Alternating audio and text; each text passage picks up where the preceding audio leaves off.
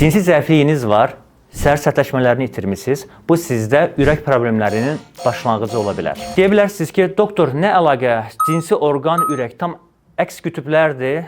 Nə əlaqəsi var? Çox əlaqəsi var. Araşdırmalar deyir ki, bəylər ürək tutmalarından qabaq, ilk başda tamına 5 il qabaqcadan cinsi zəiflikdən əziyyət çəkirlər. Buna səbəb də cinsi orqandakı ortalama damar genişliyi ürəkdəki damar genişliyindən tamına 3 dəfə daha balacadır. Bu da bizim xroniki xəstəliklərimizin, məsələn, təzyiqiniz var, şəkəriniz var, bol-bol siqaret çəkirsiniz, qan yağlarınız çox yüksəkdir.